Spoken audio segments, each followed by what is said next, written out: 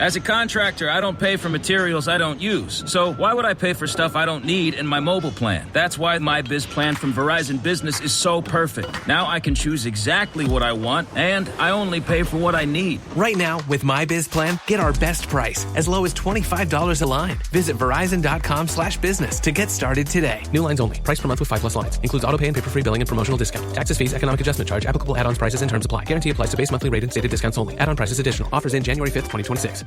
We're only about halfway through Elizabeth's reign, and so there's only been sort of a couple of decades of stable Protestantism, and Mary, Queen of Scots, is still alive. She's still a kind of banner for the Catholics who don't think that Elizabeth has a legitimate claim to the throne. So Walsingham really is the one who's kind of trying to keep on top of all this intelligence about the very real threat to, first of all, to Elizabeth's life and to the security of the kingdom.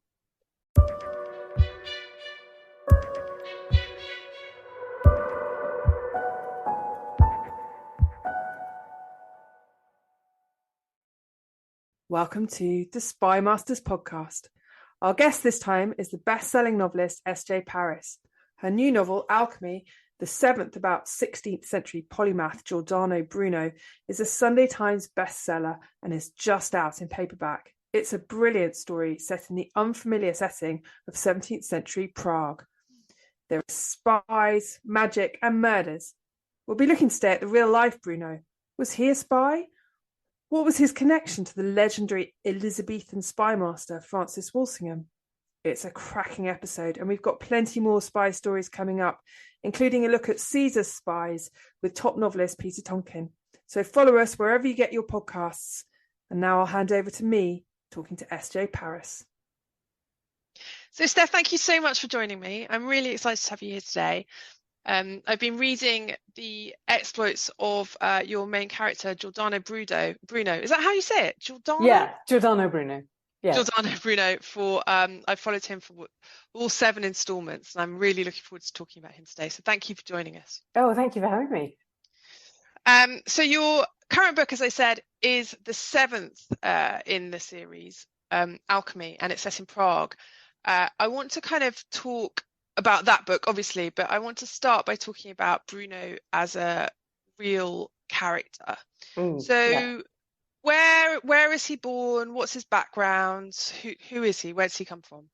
So he is, if you go to, some of your listeners may very well have seen this famous statue of him and perhaps not even known that it was him, in Rome, in the Campo dei Fiori. There is a big statue that was put up in the 19th century of this figure in a hooded monk's cowl kind of glowering over the piazza. And if you go up close and read the inscription, there's usually kind of flowers and poems and things been left around the base of the statue, because people come there to pay their respects. And the inscription says, "To Bruno, from the generation he foresaw, here where the fire burned." So there's a bit of a spoiler in that. But he was the son of a mercenary soldier. He was born in Nola, just outside Naples, in the foothills of Mount Vesuvius, in 1548. And he showed enormous intellectual promise as a boy. And so he was sent away to Naples to study, or to join the Dominican order in order that he could study, because that was the only way that people who were not members of the nobility could get an education at the time. So he went off from this little town to Naples in his teens, and he became a friar in the Dominican order. And from the very beginning, he was kind of marked out as a troublemaker, in the sense that he liked to ask difficult questions. He was not very good at accepting the doctrines of the church and accepting things just because that was what he'd been told was the truth. So from quite an early age, he was marked out as having kind of got himself into trouble at his, they call it a convent, the convent of San Domenico Maggiore in Naples. So they kind of had their eye on him. And then at the age of 27, he was caught, and I love this detail, and I started the whole series with this incident because it's so great, you couldn't make it up. he was caught in the privy reading banned books, basically books that were on the Inquisition's index of forbidden books, and his colleagues had noticed that he was spending an awful lot of time in the toilet. So the authorities at the convent broke the door down, found him in there reading, in this instance, a copy of Erasmus. And they know that's what it was because he threw it down the hole as they came in, but they were determined enough that somebody went down into the cesspit and got this book out to see what he'd been reading. And it was it was something by Erasmus. And I went back and I had a look at the very beginning of the series, and that opening scene where you described that, it does set the scene for the rest of the series. It's so fabulous. It's, as you say, those little fragments where you couldn't make it up. The truth is so extraordinary. Oh no, absolutely. And I just loved that detail because I felt that gave kind of such a flavour of his character. So as a result of that incident, he was told he would have to face the local inquisitors. So rather than do that, because it wasn't his first offence, I think he thought he was going to be in trouble. So he just basically made a run for it over the wall of the convent at night, and he became a kind of itinerant for a while. And this is another one of these details that I love, that I think says so much about him. He went from being basically an excommunicated friar, which meant he had sort of no social status, to he travelled all the way up through Italy and into France, and within a couple of years he was lecturing at the University of Toulouse, and within a couple of more years he had got to Paris and become personal tutor in philosophy to the King of France. So I just sort of love the idea of this guy who clearly was very, very good at talking his way out of trouble and kind of into places of influence. So he ended up in France. He then came to England. He got himself into trouble in France again, came to England in 1583. And what we know about his life there is that he spent 3 years living at the French embassy in London, which is down near where St. Bride's Church is now, just off Fleet Street. It's not there anymore, but that's where it was based. And he was living there during the time where there were several quite advanced plots to assassinate Elizabeth and free Mary, Queen of Scots, from her house arrest. And all the letters between the conspirators were going through the French embassy, because that was the kind of clearinghouse between the Catholic exiles in France and Mary's supporters in England. And so he was in London during this very, very turbulent period in the 1580s. And that was really the setting for that. That was kind of the part of his history that I wanted to write about. So that's where I started the series.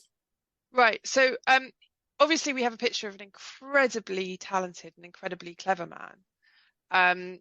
And one of the other details that I thought was really interesting about him, I mean, we won't delve too far into his incredibly esoteric philosophy, but one of the details I found really interesting about him is that he was excommunicated by the Catholics, the Calvinists, and the Lutherans. He basically pissed everybody off. Yeah, he was a kind of equal opportunities in giving offence. So he was excommunicated by the Catholics because he was a Catholic friar. But he was put in prison by the Lutherans and the Calvinists when he travelled through Geneva, because he was kind of giving public lectures that managed to offend the Protestant authorities as well. And his philosophy it's quite hard to pin down. Even right at the end of his life, he claimed that he was preparing a book which would set out his philosophy, in its entirety. And I think he was kind of working it out as he went. And over the centuries, scholars of his writings, he left a lot of writing behind. And some have concentrated on the fact that he was actually very interested in kind of occult philosophies and magic. And then in other ways, he appears to be a kind of modern, proto-scientist. And there are some people who think of him as the first martyr for science, because one of the heretical ideas that got him into trouble was his belief that the universe was infinite, which nobody had sort of quite set out loud in the way that he had at the time. So he covers a huge kind of gamut of ideas and interests. But I think a lot of people do kind of think of him as a sort of a pioneer of free speech, a pioneer of free thought, in that sense.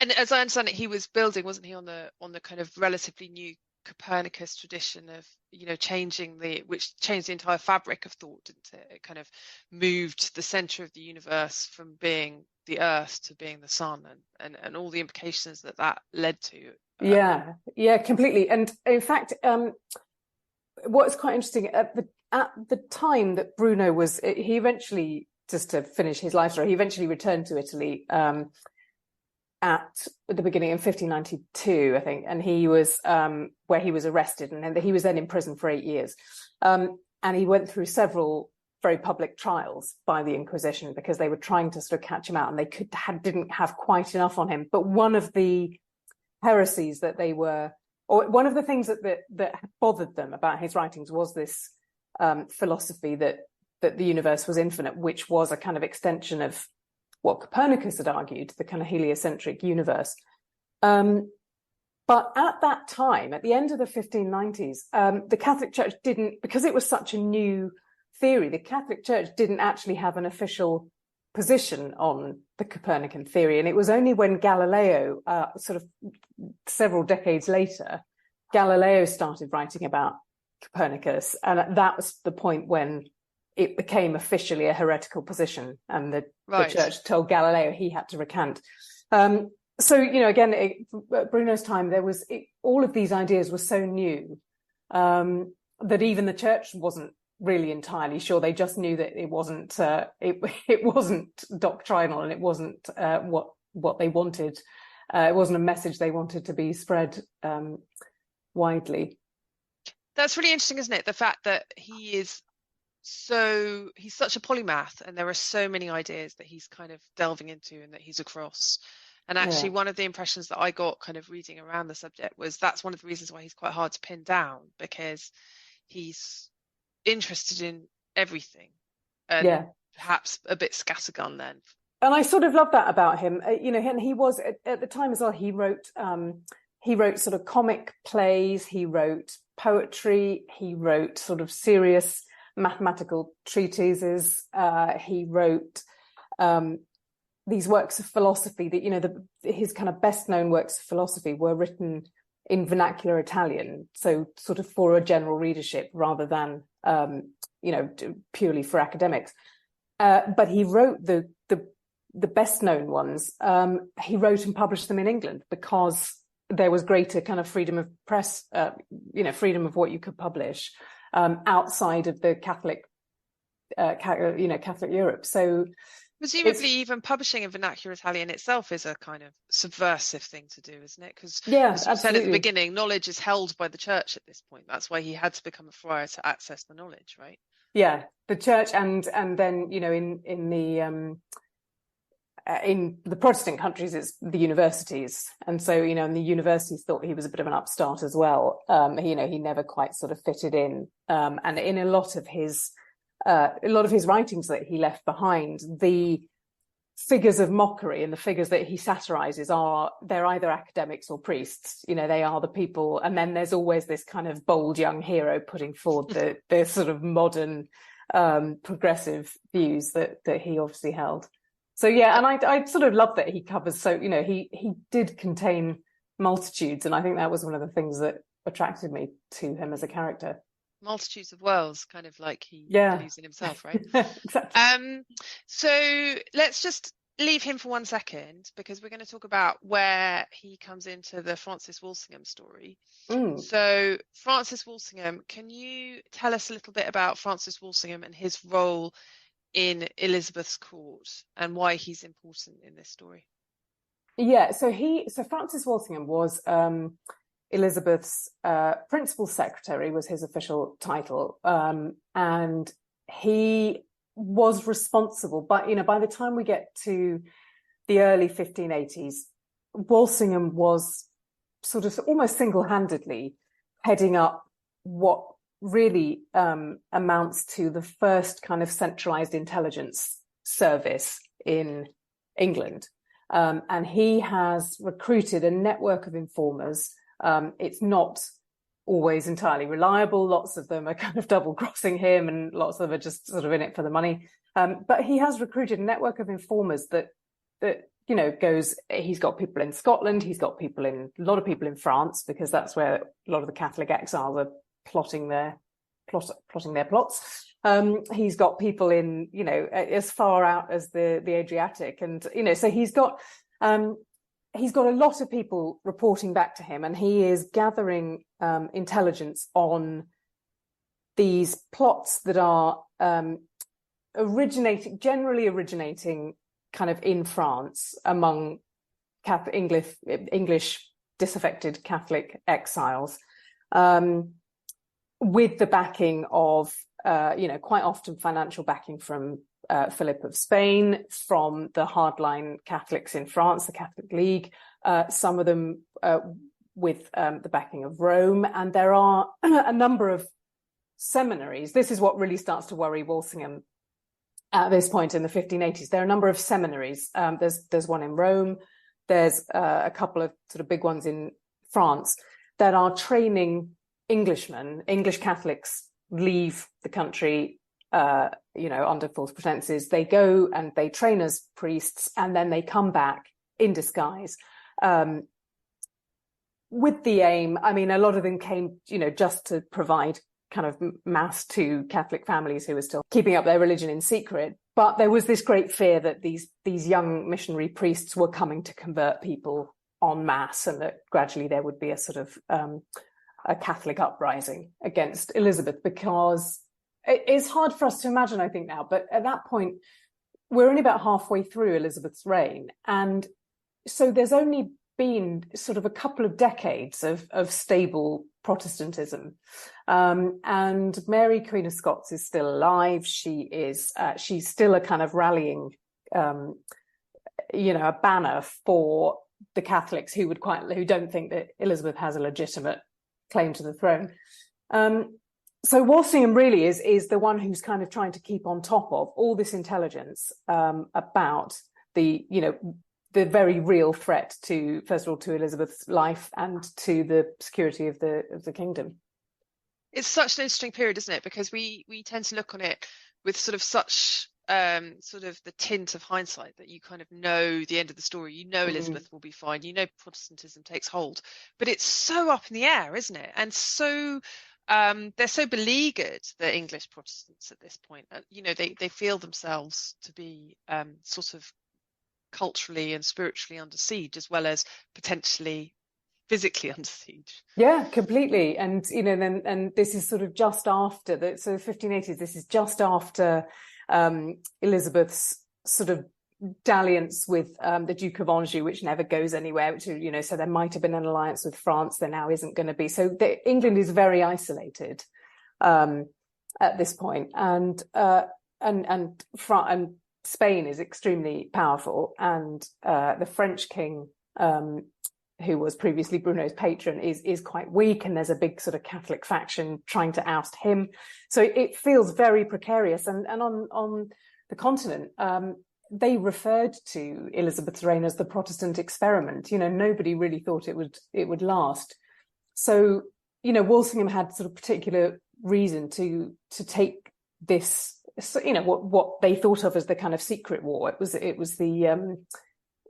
there was the navy and the armed forces that clearly needed investment, but for Walsingham it was this intelligence gathering that was going to be the thing that that kept England safe. So he was almost like the first M, if you like. But it's so interesting, isn't it? Because it's so far-sighted. It's such an extraordinary thing for him to have understood that how crucial intelligence was, to kind of have built those networks. I mean, again, it's one of those things we just assume that that's what states do. But as you say, he was the very first person to do it in that scale in England. And that takes a kind of visionary, doesn't it?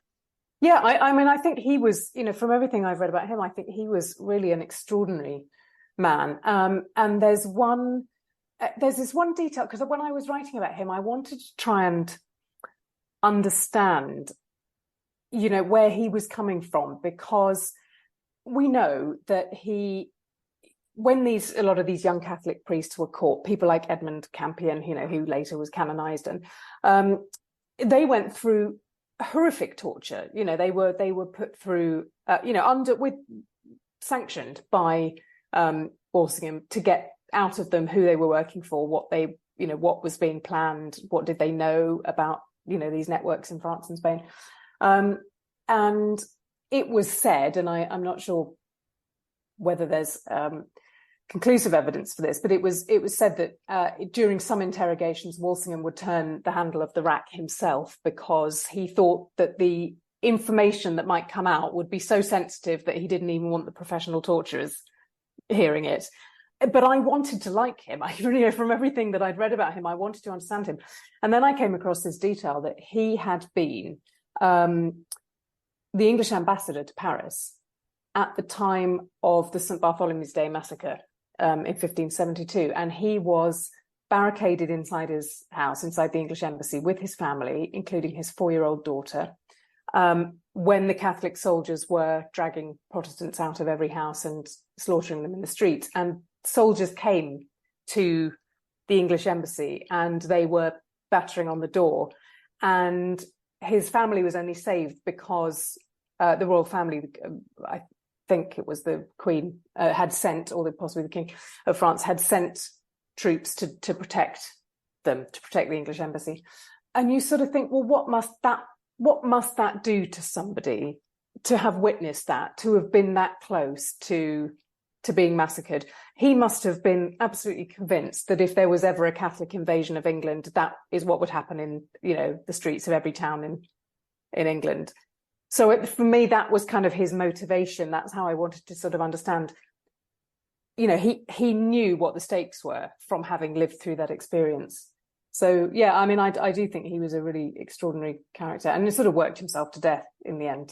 He worked so hard and often had to pay his intelligences, out of his own pocket, because the Queen was quite stingy with funds for this, because she wasn't entirely convinced that, that it was necessary. So, yeah, I do think he was an extraordinary man.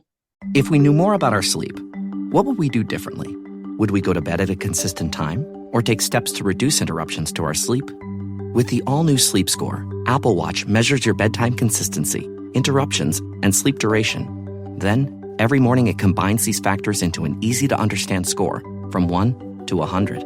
So you'll know how to take the quality of your sleep from good to excellent. Introducing the new Sleep Score on Apple Watch. iPhone 11 or later required. Oh, Hilton stay, your beds are soft and cozy. No lumpy couch, no stiff futon, no shower line at crack of dawn. Oh, Hilton stay, oh, Hilton stay. When you want holiday comfort you can count on, it matters where you stay. Enjoy comfortable rooms and friendly service when you stay with Hilton instead. Save up to 25% this season when you book with Hilton. Hilton for the stay. Terms apply.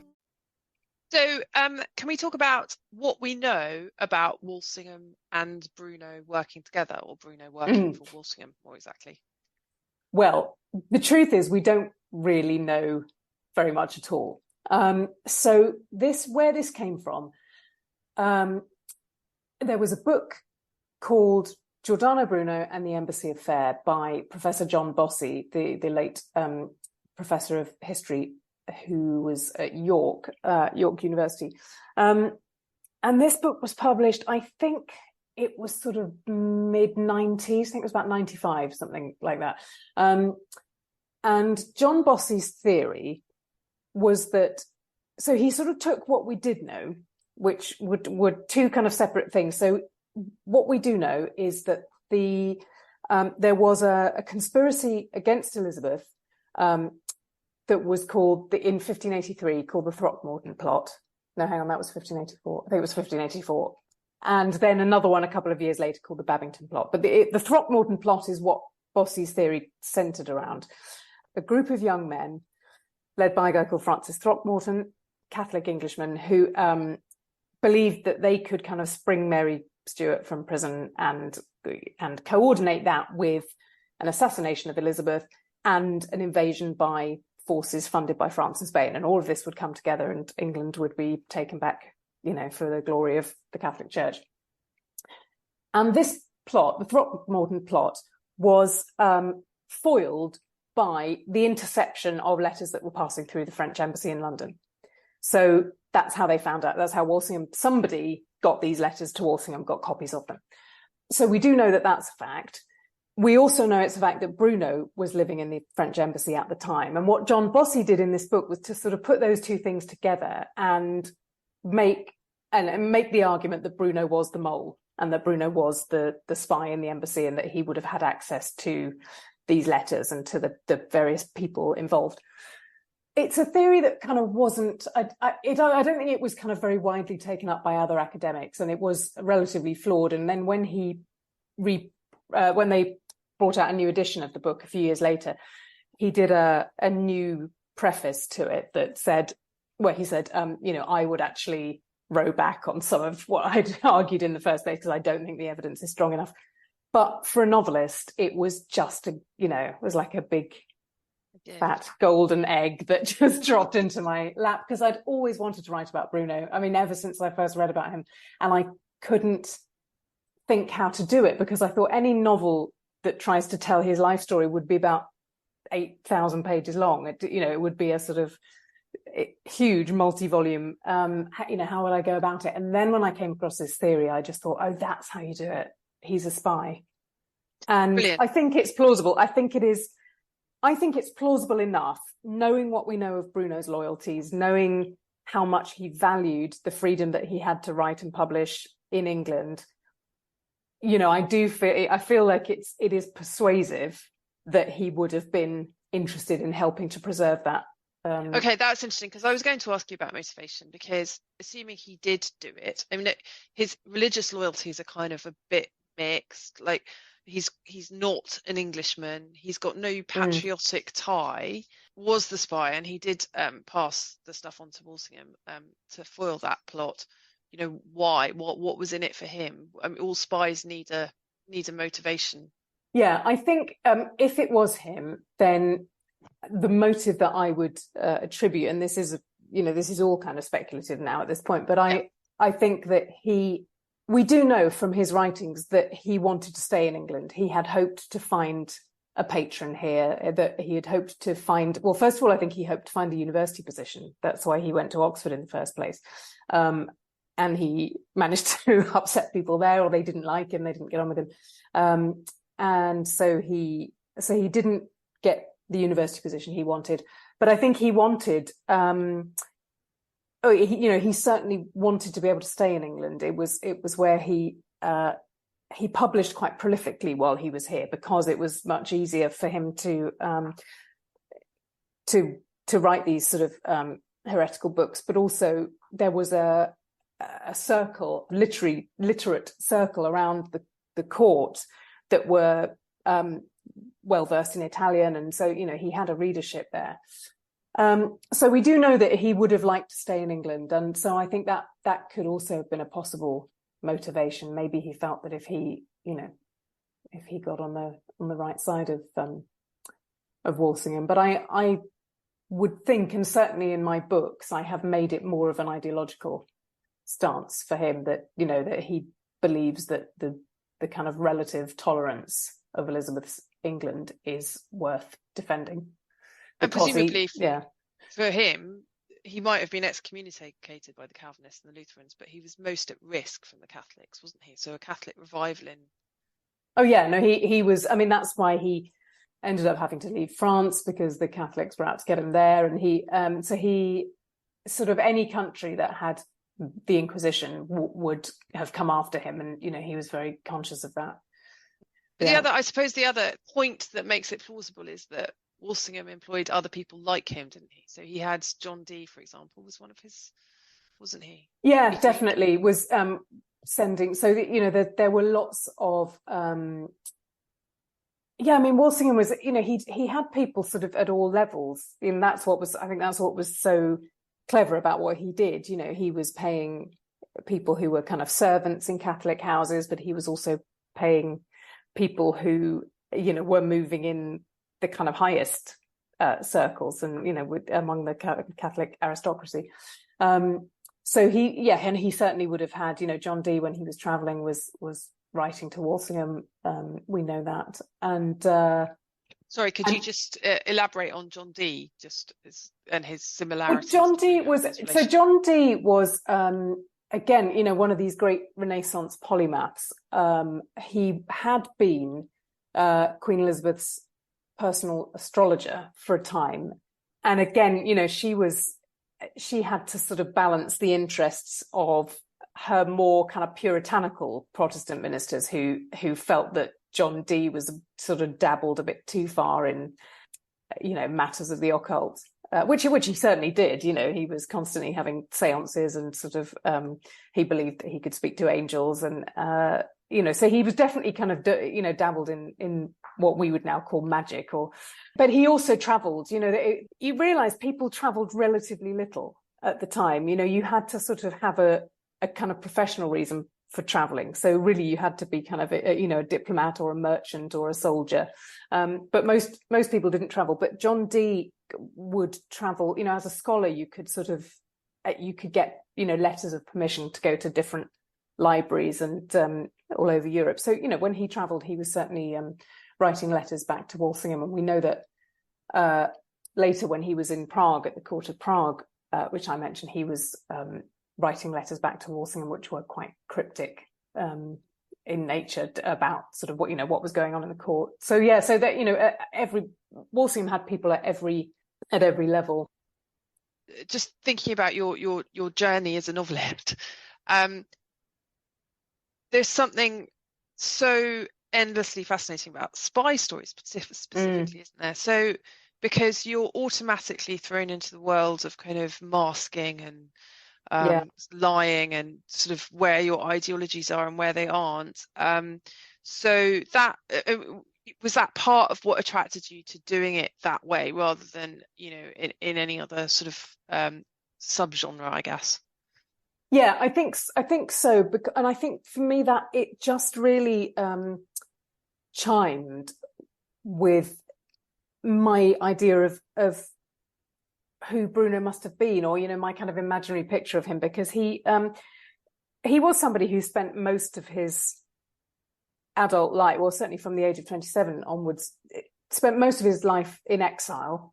Was not really, having sort of been part of this very structured community, was then really a kind of lone figure, constantly trying to find a place where he could settle down and having to move on because, usually through his own fault, he'd got himself into hot water. But I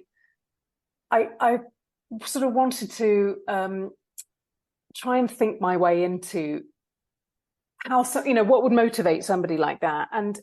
So I found it very persuasive that he could have been somebody who would find that appealing, that idea of espionage, because exactly that, as you said, it's there is that kind of psychology of having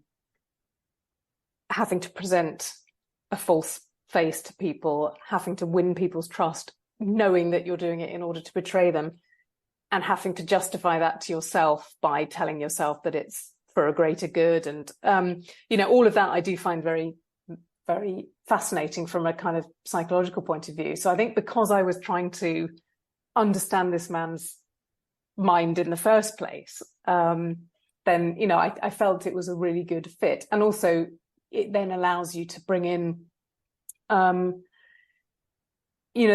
format of so what I write, they are spy stories, but they're also murder mysteries, and there are because of the kind of numerous plots that were going on at the time, and the fact that they were a matter of life and death for so many people, that just these secret priests infiltrating families, and it was such a kind of, I want to say exciting, which kind of slightly downplays the horror of a lot of what happened in that decade, but it was an incredibly exciting time to write about. Looking back, there's a lot of scope for drama in it, so I think that was the appeal as well. One of the things that is most pleasurable in my mind about writing historical fiction, although actually I'm now writing non-fiction and I don't get to do it anymore, is that moment where you have two facts that are very far apart, and you get to make your character plausibly link them or plausibly insert them. And you're always trying to be plausible, but you do get to make up the lost bits. And obviously there are quite a lot of lost bits in this story because it's all quite shrouded. Is that a pleasure for you? And how seriously do you take the kind of plausibility bits? Yeah, that's always the $1 million question. No, it is a pleasure because, I think I would find writing nonfiction quite frustrating now because, to have to adhere to the facts, although obviously there's, you still have to make judgments of interpretation. Every historian has to do that. But for me, the real pleasure is kind of trying to put myself into the mind of somebody like that, who I find really fascinating, but also other characters of the period, and trying to think, what would have made them behave in the way that they did? What would have been their kind of, their motives or their biggest fears, or, and how do personal relationships fit into all that? Because obviously that's a big part of any novel that you're writing. And the thing that really appeals to me about Bruno is, we do know, because he left a lot of books behind, we know quite a lot about his ideas. We know, because there's documentary evidence about where he was at any given time and where he travelled and which universities he visited and what lectures he gave. We know almost nothing about his personal life. We don't really know about lovers or close friends, or so those are the parts, that his kind of emotional life, that I get to fill in according to my interpretation of him. So that's the part that is fun.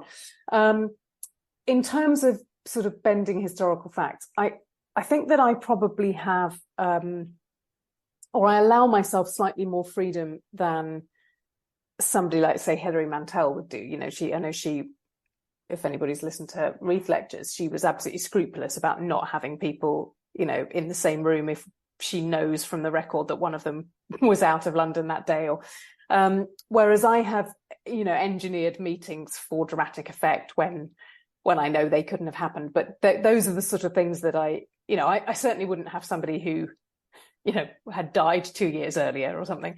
But I think just in terms of, what the story demands and what the drama of the story demands, I try to make it plausible without being absolutely rigidly wedded to facts, because in the end it is genre fiction what I'm writing, so it's kind of anachronistic already. And my Bruno is very much a fictional character because even if the real one was a spy, I don't think he was investigating murders on behalf of the English government. So I've already surely he is, surely. Well, maybe he did. We'll just never know, will we? But so I've already allowed myself a certain amount of license. So I try to do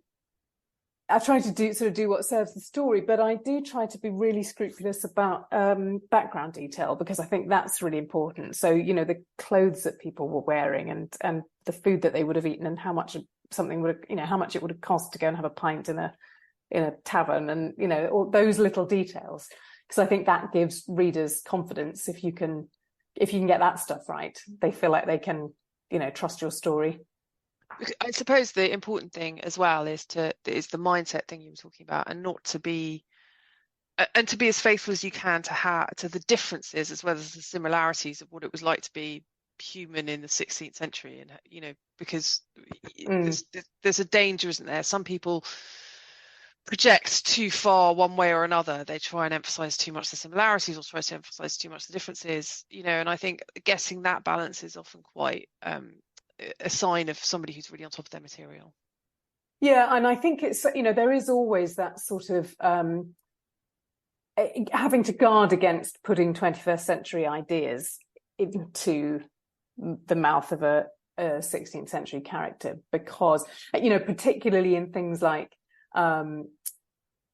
views about women and views about people of, different religions or different races, because I want my Bruno to be likable. The reader's got to be rooting for him, and the reader's got to warm to him. And, so I've probably made him a little bit more kind of liberal and tolerant than the real Bruno was. But we know he actually was pretty, that was part of the basis of his philosophy, was that he wanted to bring about a kind of reconciliation between Protestants and Catholics, and and sort of transcend those differences. So I don't think I'm straying too far off the path, but I do have to be careful, and particularly with female characters, not making them sound too kind of too much of now. So that's always proto-feminist. Yeah, exactly. I suppose in one sense, it there's that tension, isn't there, that both Bruno and John Dee can be both men of science and men of the occult, and in the 16th century, that's not a contradiction. So I guess it's things like that you manage to tease out pretty well, completely, and that really is the kind of basis of alchemy, which is all set around the court of Rudolf II in Prague, and that was the most extraordinary place. Prague Castle and Rudolf's court at the end of the 16th century. Rudolf II was a great patron of science and scientific experiment, and he had this big tower built, which you can still visit today, called the Powder Tower in Prague Castle, where he installed people who were, called themselves alchemists, but also plenty of other people who were doing, genuinely sort of scientific experiments on properties of metals and minerals, and so there was this real kind of cross section, so Rudolf was, he had people at his court who were obviously charlatans and kind of magicians and wizards, but he also then brought people like Johannes Kepler and Tycho Brahe, and people who are actually kind of foundational figures in the history of modern science were also there under his patronage. And so he, again, was, both ends of that spectrum. It's really interesting. That's why I find that really fascinating, that whole kind of melting pot. Alchemy is obviously the 7th in the series, and as you say, it's set in Prague in this amazingly interesting court that I knew nothing about until I read Alchemy. It was absolutely fascinating. Was Bruno there, or did you just send him there? No, he definitely was, and John Dee was also there. So when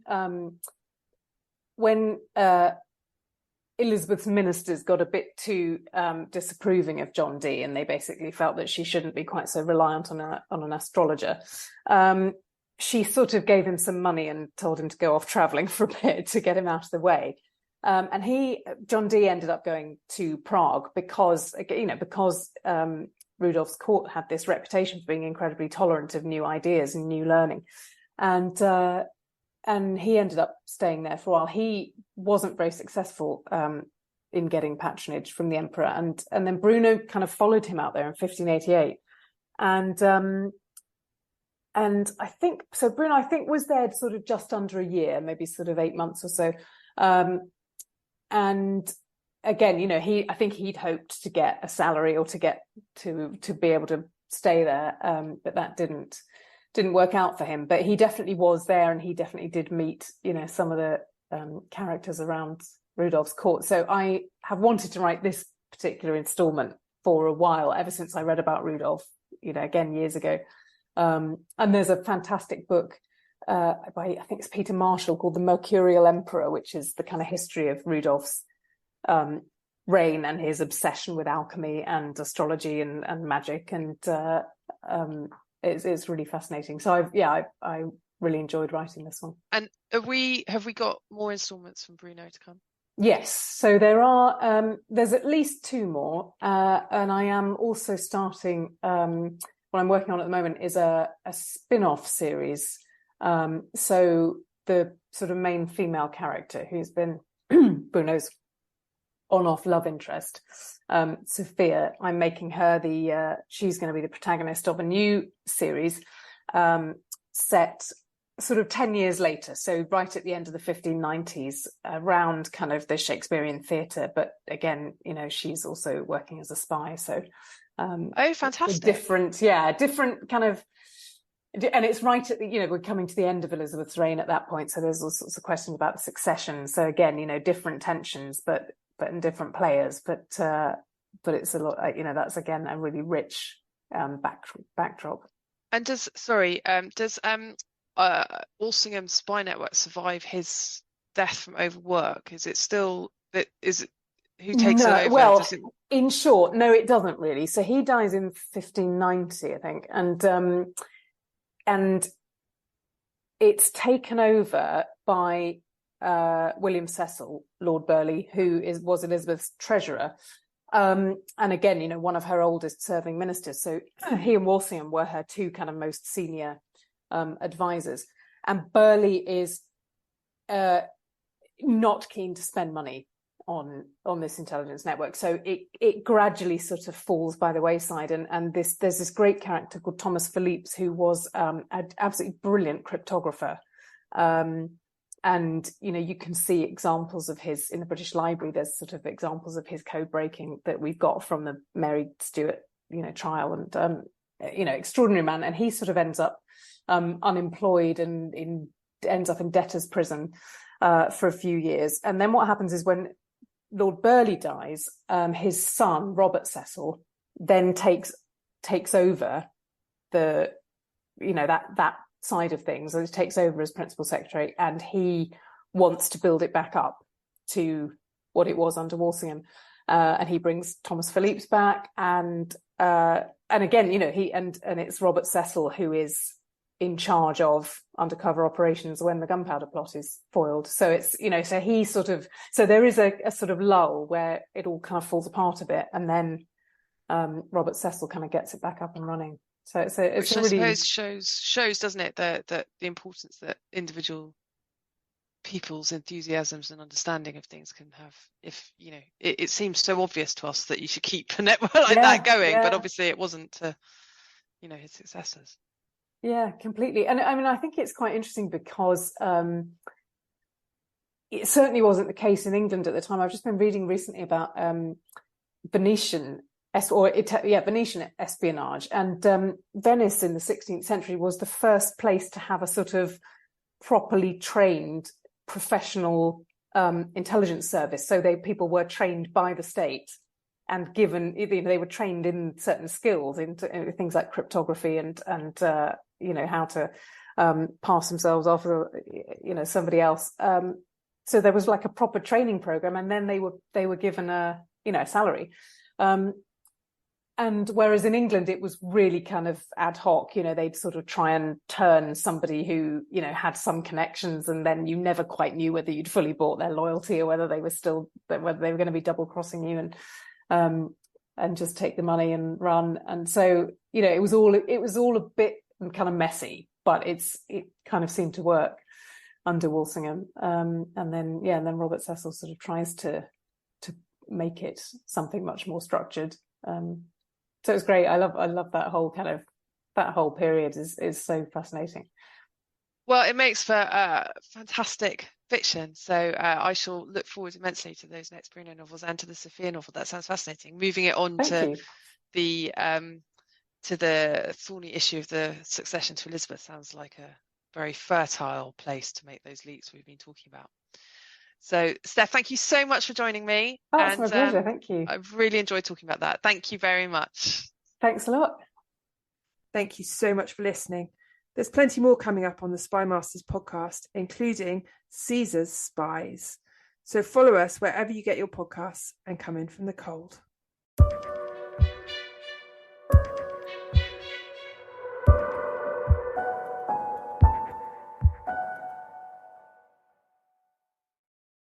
Already trading stocks or options? Now it's time to explore the power of futures. EdgeClear is the forward-thinking futures broker built to help active traders like you hit the ground running. With expert guidance, intuitive platforms, and a personalized touch, we'll make your transition to futures smooth and strategic. Trade with precision, power, and purpose. Start your futures journey at edgeclear.com/Spotify.